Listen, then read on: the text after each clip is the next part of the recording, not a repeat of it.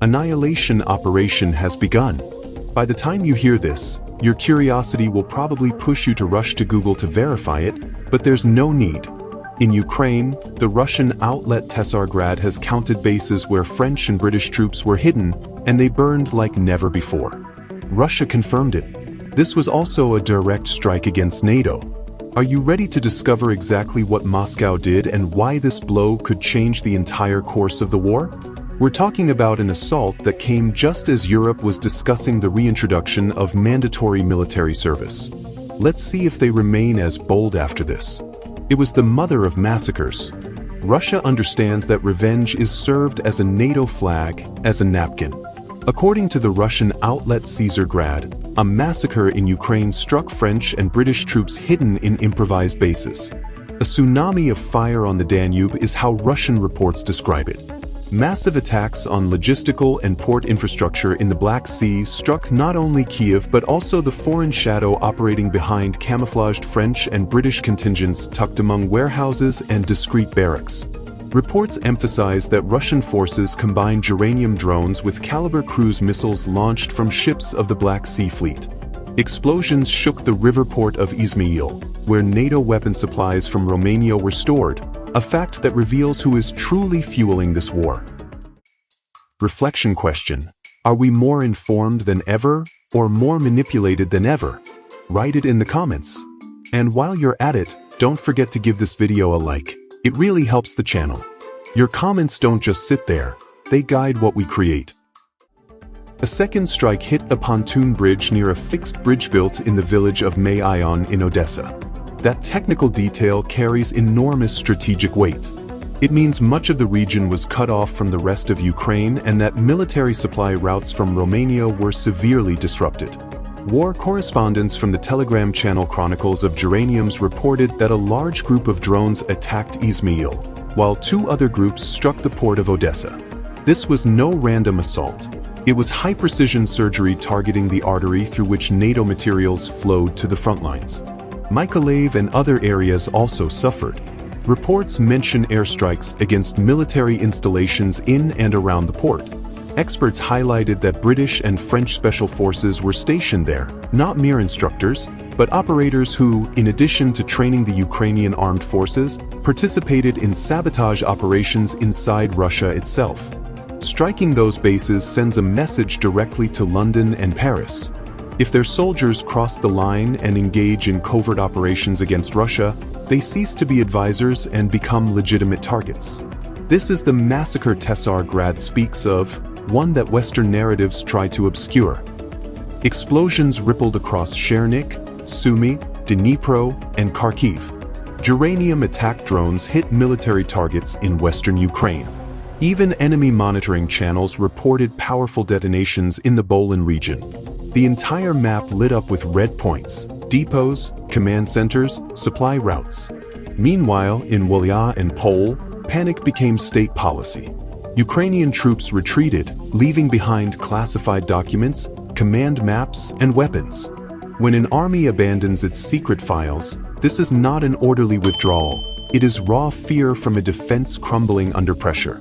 Videos circulated showing the headquarters of the 1st Battalion of the 102nd Territorial Defense Brigade of the Ukrainian Armed Forces captured by Russian attack aircraft from the 6th Brigade of the Bostock Group.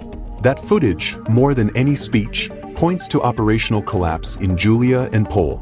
Analysts from Military Review noted that pressure on Ukrainian forces is intensifying, and their retreat is becoming increasingly chaotic. These are not hollow phrases. They are the military translation of what is observed on the ground. Trenches abandoned, equipment intact, positions lost without counterattack. The Russian Ministry of Defense confirmed that Ukrainian losses skyrocketed in Zaporizhia and Dnipro within just 24 hours. Kiev's troops lost approximately 235 personnel, dead or wounded. Additionally, Russian forces destroyed 20 vehicles, 12 electronic warfare stations, 4 ammunition depots, and 1 piece of heavy artillery. In Kupiansk, Ukrainian media attempted to spin a major victory, but facts are stubborn. Despite deploying reserves and mercenaries from multiple directions, the results for Kiev's command fell far short of what they promised their population, who hears of successes while burying soldiers. Positions captured by Ukrainian forces were quickly reclaimed by Russian troops, preventing the enemy from consolidating. Military expert Alexander Ivanovsky noted that this is typical of maneuver warfare, especially in urban zones where failing to consolidate ground means losing it within hours. And the phrase that summarizes Ukrainian media deception is brutal. You can talk about victories all you want, but the dozens and hundreds of Ukrainian soldiers dead in the streets of Kupiansk testify otherwise. What Ivanovsky describes is not heroism, it is feudal sacrifice imposed by NATO. As Russia strikes French and British bases disguised in Ukraine, Western Europe's generals prepare their populations for a war they are already fighting in secret. In November, General Fabian Mandan delivered a chilling statement: "We must accept the loss of our children." For French citizens, this declaration from the head of the armed forces was a devastating blow. Mandan pointed out that the possibility of conflict with Russia by 2030 means everyone, not just the military, must be prepared. France would be vulnerable if unwilling to endure. His words were met with outrage and disbelief.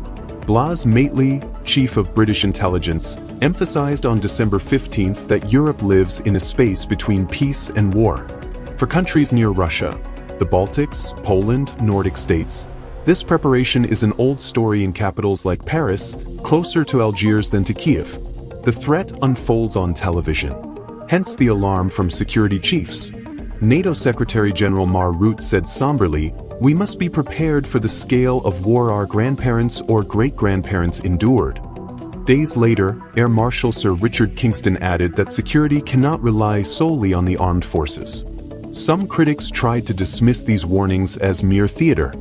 Fabien Roussel, leader of the French Communist Party, called Mandan's speech intolerable warmongering. Yet European governments are already responding on two fronts: reintroducing forms of military service and preparing civilians for prolonged conflict. Emmanuel Macron announced 10 months of paid voluntary military service for youth aged 18 to 25 starting in 2026, recalling that mandatory service was abolished in 1997. Donald Tusk in Poland considers military training for all adult men. The priority in both cases is to create reserves and send a message to adversaries. France and Germany look to the Nordic model.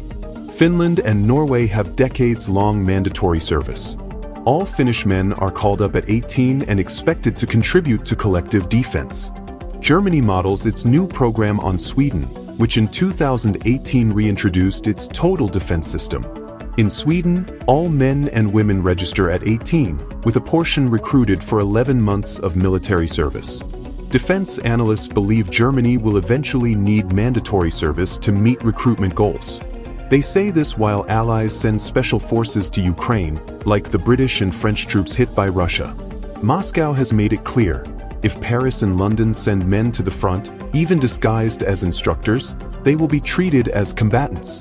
European generals warn that we must accept the loss of our children, even as they pretend the massacre of French and British forces in Ukraine does not exist. Silence, too, is part of the battlefield. In conclusion, the Russian offensive against hidden NATO forces in Ukraine is not just a tactical strike. It is a geopolitical statement.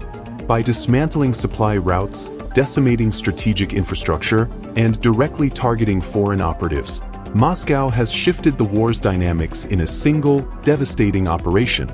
The winners are Russia and its military strategists, asserting dominance over a key theater while sending a warning to European capitals. The losers are clear: Ukrainian troops facing chaos, civilians living in fear, and Western governments confronted with the stark reality of covert involvement on the front lines. History reminds us that control of supply lines and precision strikes have always shaped conflicts, from World War II to the Cold War, but today's theater demonstrates that modern warfare blends conventional, special operations, and cyber elements in ways previously unimaginable. The repercussions are profound: the destabilization of Ukraine's defense, the acceleration of NATO military planning, and a Europe once again preparing for the possibility of full-scale war. Now it's your turn. If you found this analysis revealing, leave a comment with your opinion.